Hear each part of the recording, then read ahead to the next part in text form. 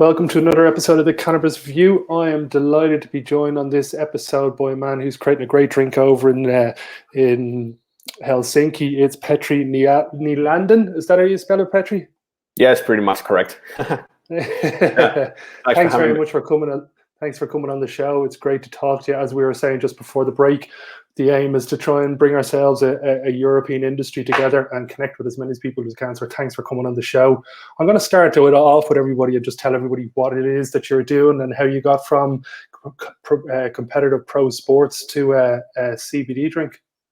Yeah, thanks for having me. Yeah, it's really, really interesting times to do these ventures and this business at the moment. And yeah, my two-sided background it is in the professional sports, and after that in the business world, and then I started my working career in Red Bull. So that's kind of like the place where I got brainwashed for the beverage industry, basically, and then get excited about the consumer brands and then cool stuff they are doing there. So a few years, a little bit side steps to sales and marketing roles in a little bigger corporations. And 2018, I started to be as a full-time entrepreneur. And end of 2018, we launched our first beverage brand, which has at first nothing to do with hemp or CBD, but it was on the product development pipeline. And we were pitching that venture to one investor. And then another founder of YSUB, Veli-Pekka Pello, was also pitching his ventures to the same investor, and the investor built a bridge between us, and we started discussions and planning. We shared same vision about things, and then everything clicked, and we started the new company and then started to create the brand. Brilliant, amazing. That's great stuff. I want to get on to the first topic of conversation, and it's the world of CBD beverages. How do you see this at the moment? We obviously know there's a couple of big players that are coming to the fore in America, like Cliff. And over here, you see, as we were talking about, there's a couple of brands coming out of Ireland and the UK. Do you see other big players in Europe that are coming to the fore? Or do you think you guys have a nice exact target demographic that you're going to pitch your drink to? Yeah, there is a lot of players getting huge traction in US side, but I think their home market is that big that they are focusing on there. There's a lot to do in the US side, and then the market is the most developed in Europe, in the UK, but not too much actions in EU countries, I would say, and that's obviously because of the regulation. We feel that we have a good thing going on since we are focusing more on the category of scent drinks and the functional and experiential brand of the scent drinks. So we are not too tied to the CBD ingredients. So we already have our first product out, which is CBD free, but we are still 100% CBD brand. So that's the competitive advantage we have. And we have now time to do our thing, and then let's see what the regulation thing will be, what the schedule will be in EU. But yeah, the time is interesting. We really cannot know what is happening in what time frame. It really is, yeah. And do you see the drinks market? I see a huge future for the nootropics style drinks, and I think CBD and a lot of the other cannabinoids and terpenes even in the future are going to play a big part in the range of products that will be available to consumers. Is that something that you guys are keeping your eye on as well, or is it going to be laser focused on a CBD industry? No, we see it as just the one regular functional ingredient for food and beverage, the CBD, and then we look around with all the ingredient innovations and the new things which are coming. Is it cannabis or outside cannabis? So we try to be innovative in a way how we check out the product development. Of course, I think now the timing is great for focusing a little bit to CBD, and when the regulation comes a little bit like behind. So now it's time to focus on the CBD and then later on to something else. But it really supports our brand and our functionality. So but a lot of good things coming innovation side in ingredients and in technology, which are supporting these type of beverages. Amazing. It kind of leads me on to the next topic I wanted to talk about, and it's sport and cannabis. From somebody who's an ex-pro sport athlete, I think this is, as you said, you guys are focusing on CBD. We're only at the tip of the market when it really comes to this. I see this being CBD being an ingredient for a whole host of products. Do you agree that within 24 months, we're going to see some of the biggest sports stars in Europe being sponsored by various different CBD brands? I believe so. If and when the regulation is clear and unsteady, I believe it's going to happen. It's going to come more normal, and then I think CBD brands will act like any other consumer brands, and then linking themselves to the persons who are representing the same values and then supporting the thing. So yeah, for sure.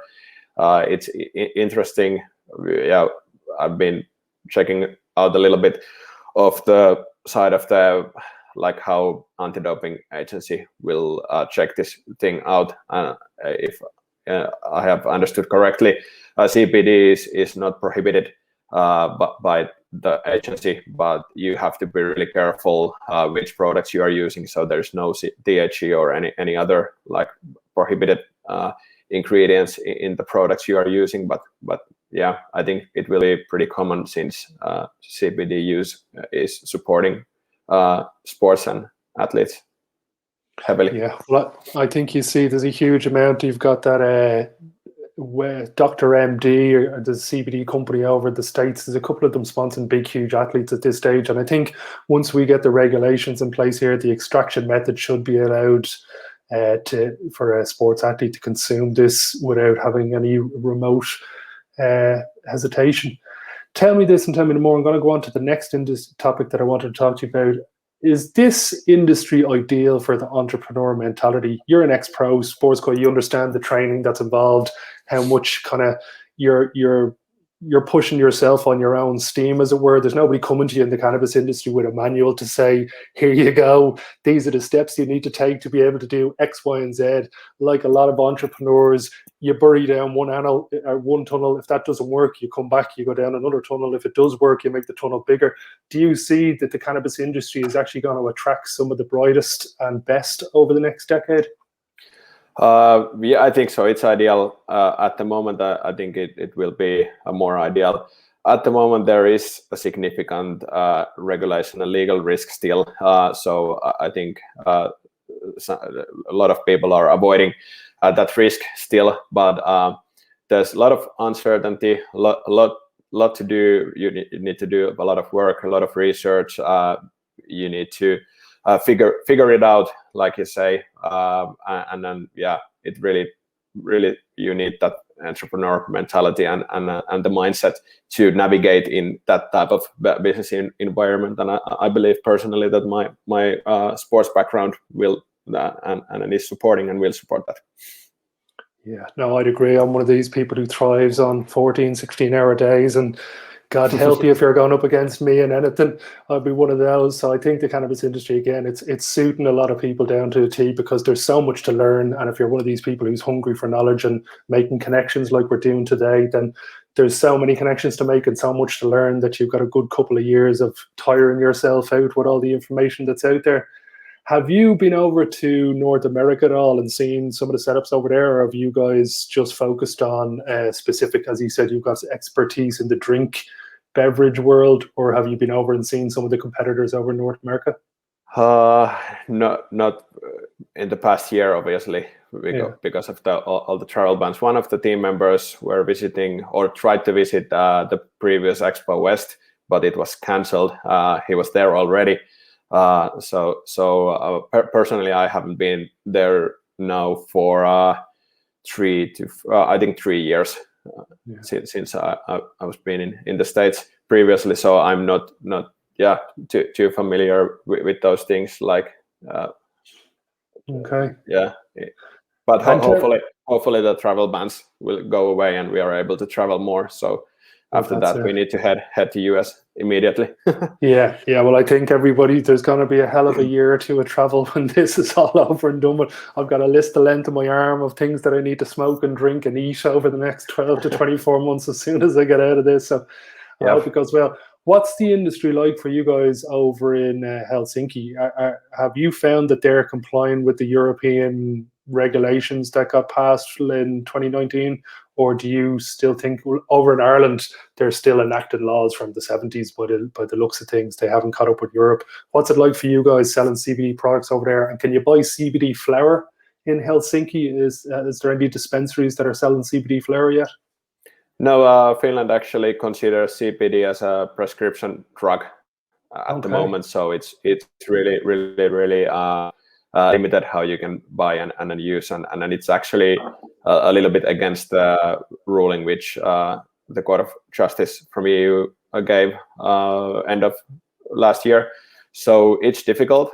There's a huge stigma around the whole cannabis and old-fashioned legislation around it. In Finland, it actually goes also in Sweden, and there was actually one article in the past weekend that there's like a general pension fund which is investing people's money for the pension things, and I think it was like 63% of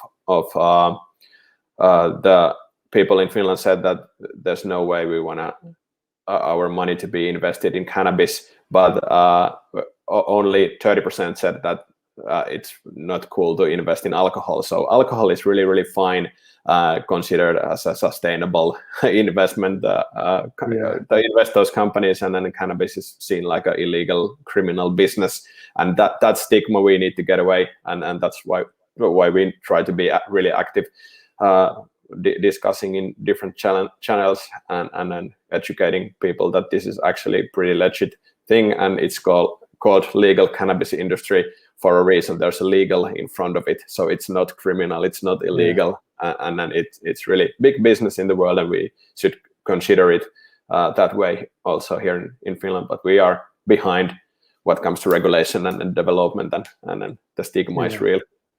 Well, hopefully now these conversations, I'm going to have a good few more with people around Europe that we'll be able to coalesce together and create a unified group that can basically fund campaigns. Because the one thing I've noticed from around the world is there is money funding anti-cannabis campaigns. Where the fuck it comes from and all that kind of stuff is another issue, but there is most certainly money behind it.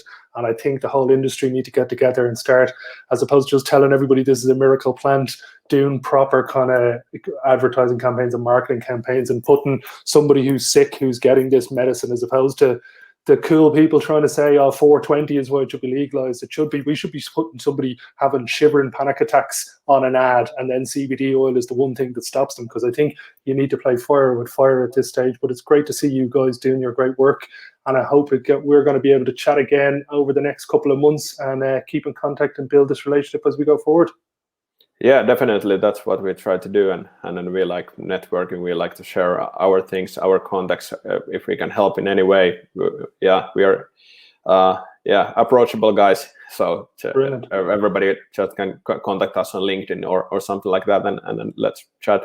And I really hope that some bigger countries and universities take the research thing seriously.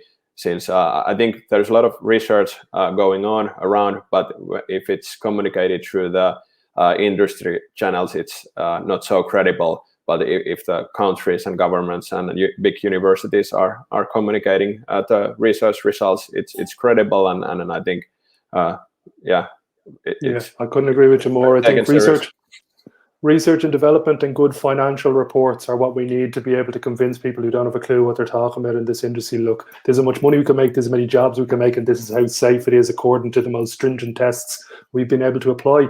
For anybody who wants to check out anything about YSUB drinks, it's busy backwards. It's go check the guys out. The drinks look amazing. I very much look forward to chatting to you in the future, and when I'm in Helsinki, meeting up and hopefully having a taste of the drinks. Thanks very much for taking part in the show, Petri. Thank you. It was a pleasure. Cheers, guys. See you next time.